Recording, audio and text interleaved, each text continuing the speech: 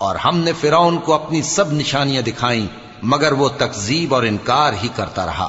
کہنے لگا کہ موسیٰ، کیا تم ہمارے پاس اس لیے آئے ہو کہ اپنے جادو کے زور سے ہمیں ہمارے ملک سے نکال دو؟ تو ہم بھی تمہارے مقابل ایسا ہی جادو لائیں گے، تو ہمارے اور اپنے درمیان ایک وقت مقرر کر لو کہ نہ تو ہم اس کے خلاف کریں اور نہ تم، اور یہ مقابلہ ایک ہموار میدان میں ہوگا۔ موسیٰ نے کہا کہ آپ کے لیے یوم زینت کا وعدہ ہے، اور یہ کہ لوگ اس روز دن چڑھے اکٹھے ہو جائیں۔ تو فرعون لوٹ گیا اور اپنے سامان جمع کر کے پھر آیا۔